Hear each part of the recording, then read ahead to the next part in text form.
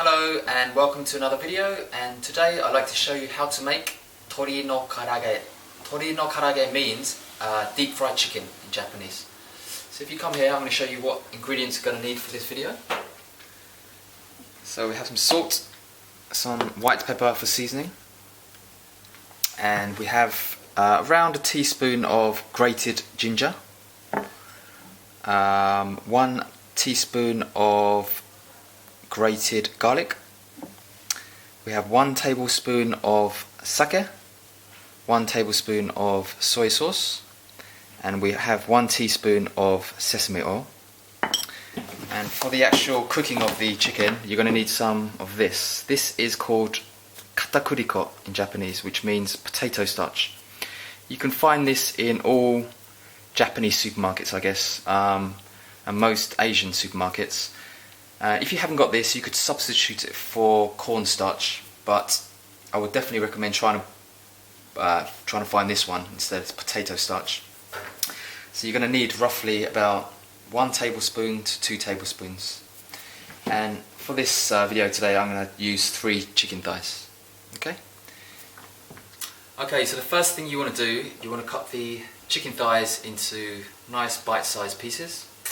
So what I tend to do is I cut them into roughly around 2" by 1" size pieces, but it's completely up to you. There's no rules on how big chicken karaage is. So if I have something like this, for example, I'll probably cut this into 3 pieces because it's quite a small chicken thigh.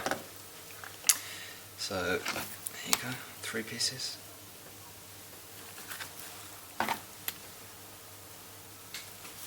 Okay,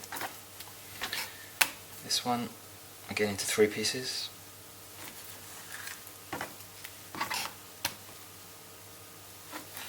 Okay, and I'll put these into a bowl, like so.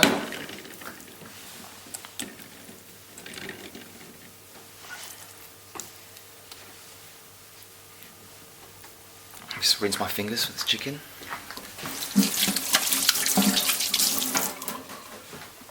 Next, I'm going to season the chicken with some salt and white pepper.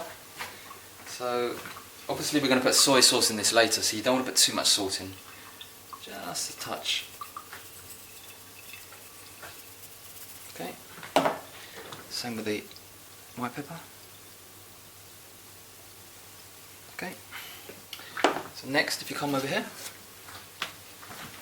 put the other bits and pieces in. So first things first, I'm going to put the sake in, like so,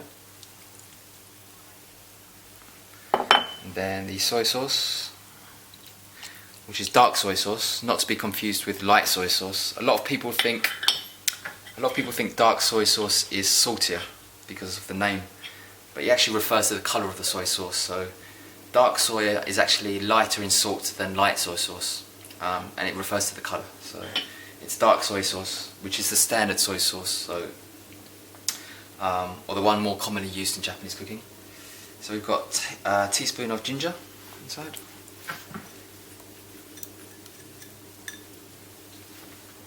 Okay, and some garlic. Finally, a teaspoon of sesame oil. Goes in like this. Get all of that in there. Next, use your fingers and just give it a good mix. Okay, and now you want to marinate this for about 1 hour, 1 to 2 hours in the fridge. Give it a good mix, get all those flavours married together. Okay, so, and we're going to leave this in the fridge with some cellophane wrap for about 1 to 2 hours. And then we're ready to cook it in the next part of the video. Right, so once the chicken has been marinating for about 2 hours, 1 to 2 hours, remove the wrap. And then next we're going to want to put the potato starch and mix it with the chicken. So roughly about 2 tablespoons.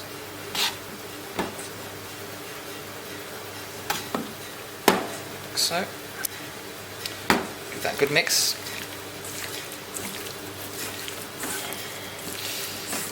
Potato starch is going to give it a really lovely crispy exterior. Actually, I think 2.5 tablespoons we need. Lovely crispy exterior. Okay.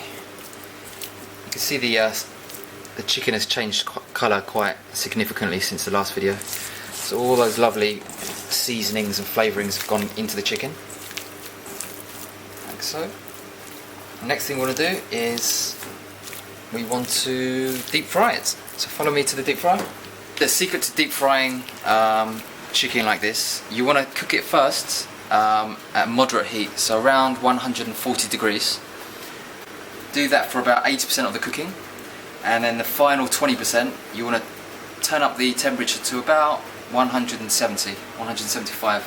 What that does is it leaves the chicken really moist and succulent inside, and the final cooking process is going to make the exterior really crispy. I think if you were to deep fry this at 170 for the entire time, you're going to dry out the flesh or dry out the chicken. So at the moment it's about 140. Okay. So the chicken have been cooking for around 3 to 4 minutes now, and as you can see they've started to rise to the top, which means they're about 80% cooked through, and it's been cooking at a nice moderate temperature, so it's not going to be dry on the inside. It's still going to be nice and succulent and juicy on the inside. So shortly we're going to take out the chicken, and then once I've done that I'm going to rack up the heat to around 175 degrees.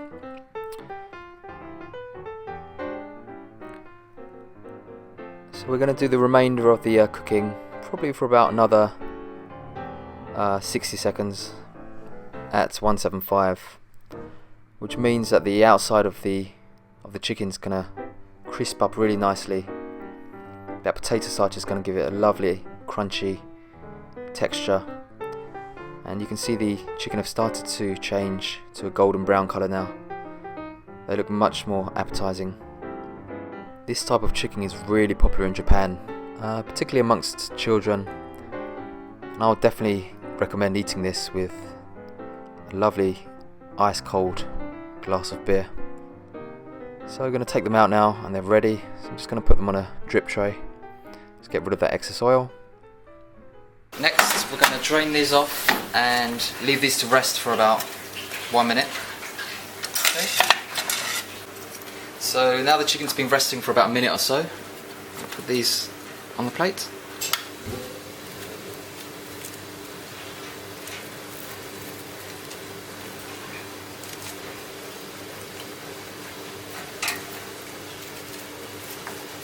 It's quite a generous portion.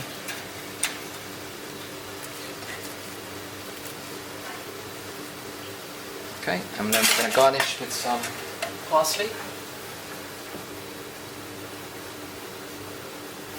Some lemon and parsley. Okay. And that's it. That's Tori no Karaage, which translated means deep fried chicken. It's Japanese KFC. So thank you for watching this video, and leave any comments you wish, leave some questions for me, I'll definitely get back to you, and thank you for watching, and I'll see you again soon.